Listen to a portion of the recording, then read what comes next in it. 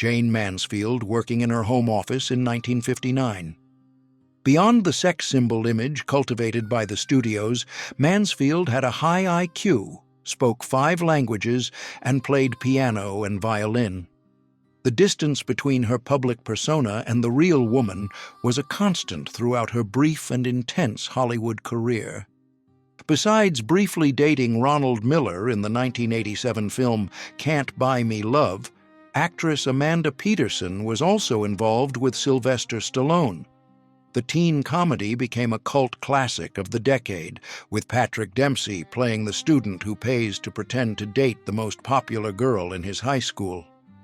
Indian composer Ilayaraja with his son Yuvan Shankar Raja in 1981.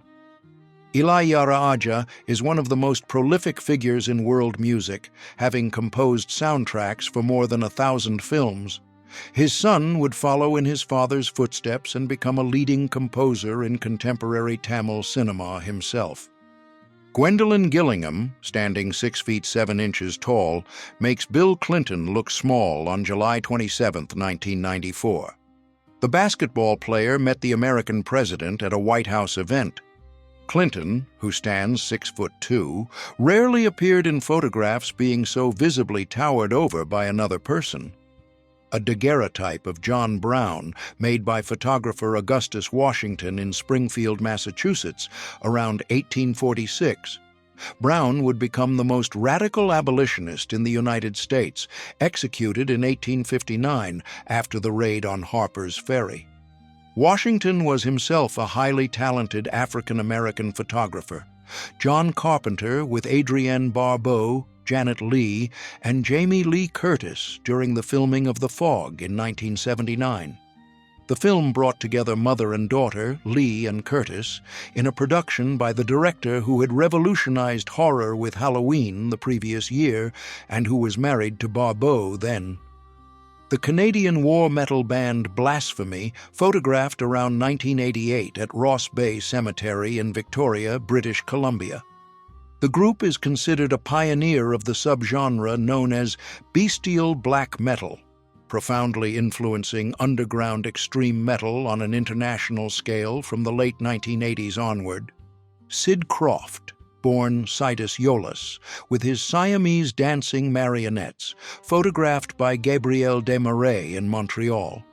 Croft and his brother Marty would become legendary producers of American children's television in the 1970s, creating psychedelic programs such as H.R. Pufnstuf and Land of the Lost. June Juanico, Elvis Presley's girlfriend in 1956, beside the singer's new Cadillac Eldorado. Juanico was one of Elvis's first serious relationships shortly before his definitive national explosion. Decades later, she would write a memoir about that summer she spent alongside the young rising star.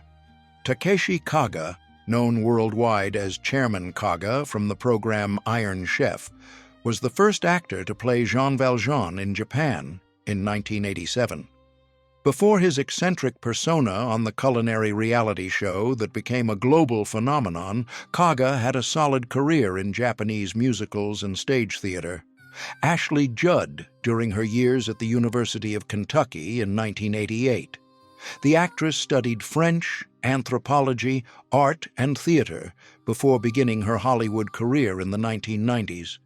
Judd would remain deeply connected to the university and to Kentucky Wildcats basketball throughout her entire adult life. Barbara Eden at her Los Angeles home in 1970 beside her 1969 Ford Mustang Mach 1 428 Cobra jet.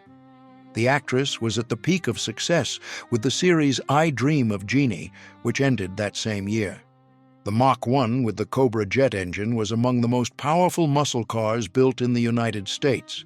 Tupac Shakur and Money B in 1991 when Tupac was on the road with the group Digital Underground. Before becoming one of the most influential and mythologized rappers in history, Tupac worked as a dancer and roadie for the group, debuting as an MC on the track Same Song before releasing his first solo album. Johnny Cash in 1978 at the Carter Center with his iconic opening greeting. The phrase with which Cash began his shows became one of the most recognizable introductions in American music. During that period, the Man in Black was a national institution, respected far beyond the boundaries of traditional country. Steve McQueen relaxing beside an admirer in the late 1960s, the actor, nicknamed the King of Cool, was then one of Hollywood's biggest stars and an avowed enthusiast of car and motorcycle racing, passions he frequently brought into his own most successful films throughout his celebrated career. Johnny Cash and June Carter photographed in the late 1960s, the period when they married and cemented one of the most celebrated partnerships in American music. June was instrumental in helping Cash overcome his amphetamine addiction, and the two remained together until dying 4 months apart in 2003. Tori Amos photographed by Marion Curtis in 1997. The American singer and pianist had established herself as one of the most original voices of the 1990s, with confessional albums addressing themes such as religion, sexuality, and trauma. That year she released From the Choir Girl Hotel, marking a sonic turn. Johnny Cash, backstage at the Circle Star Theater in San Carlos, California, in 1967. That was a transitional period for the singer, who was battling addiction and growing close to June Carter. The following year, he would record the historic live album at Folsom Prison, definitively relaunching his career. Elizabeth Taylor and Montgomery Clift, during a break in filming A Place in the Sun in the winter of 1949 and 1950. The two formed a deep and lasting friendship. Taylor would support Clift after the serious car accident that disfigured his face in 1956, remaining at his side until the actor's death in 1966. Robert F. Kennedy greets his son with a fist bump in 1964, decades before the gesture became commonplace. That year, Kennedy left his post as Attorney General after his brother's assassination and was elected senator from New York, beginning the trajectory that would lead to his 1968 presidential campaign. A sergeant of the Royal Army Veterinary Corps bandages the wounded ear of Jasper, a mine detection dog. Detection dogs were fundamental in the campaigns of the Second World War, saving countless lives by locating buried explosives that the equipment of the era could not reliably identify on the battlefield. George Foreman in 1994, becoming the oldest boxer to win the world heavyweight title at age 45. Foreman knocked out Michael Moorer 20 years after losing the belt to Muhammad Ali in Zaire.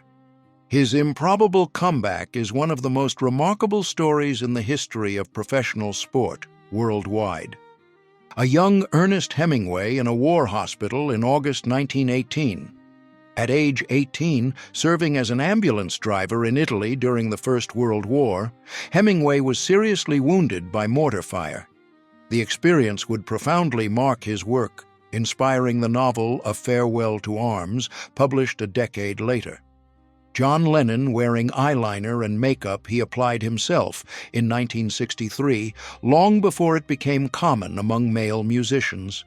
That year, the Beatles were exploding across the United Kingdom, and Lennon already displayed the willingness to challenge conventions that would define both his music and his public image. Prince Charles, Julian Clary, Liz Dawn, Jennifer Aniston, Stephen Fry, and Jerry Halliwell gathered in 1997.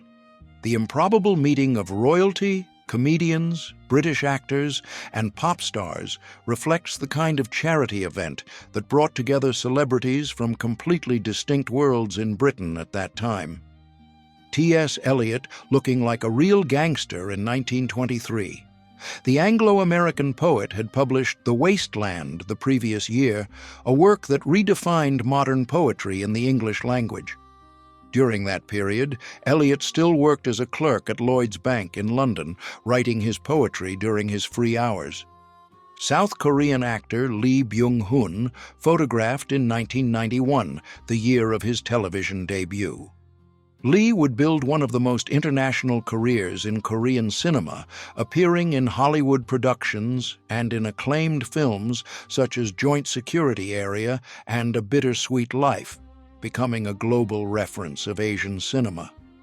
Kindergarten children hold onto each other's clothing to cross the street safely under adult supervision. The technique, still used in schools around the world, is a simple and ingenious solution for keeping groups of small children together and visible amid the traffic of busy urban environments. Vanilla Ice and Benny Hill posed together in 1991.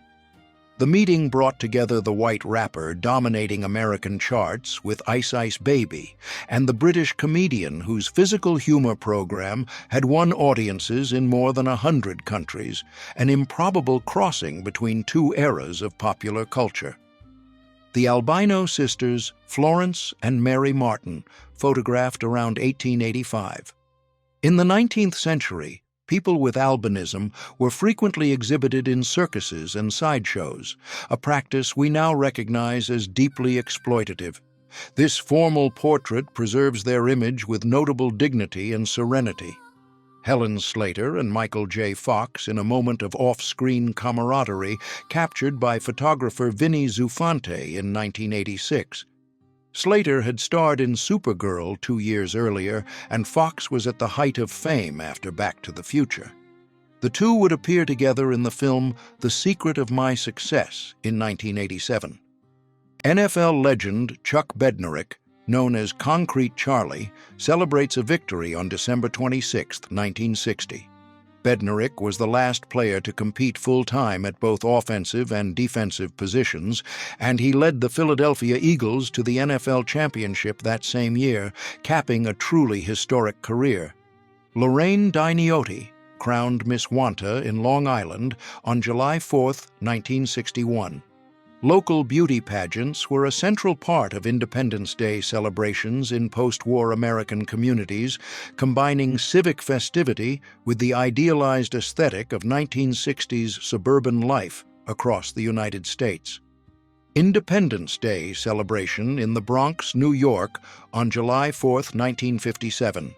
The borough was then experiencing a period of intense demographic transformation, with the arrival of Puerto Rican and African American communities that would profoundly and lastingly redefine its cultural identity in the decades ahead. Seated on an unexploded 16-inch naval shell, U.S. Marine PFC Raymond L. Hubert shakes his head at the danger. Munitions that failed to detonate were a constant threat on Pacific battlefields, requiring specialized teams for their safe neutralization long after the fighting in an area had ended. Amalie Materna, in costume as the Valkyrie Brunhilde in 1876. The Austrian soprano was the first performer of the role at the world premiere of Richard Wagner's Ring Cycle at Bayreuth. Materna was one of the composer's favorite singers and defined the interpretation of the role for generations to come. Retired Admiral Arleigh Burke and his wife Roberta, photographed before the christening of the destroyer bearing his name. Burke was one of the most decorated American naval commanders of the Second World War, and the Arleigh Burke class of destroyers would become the backbone of the modern U.S. Navy.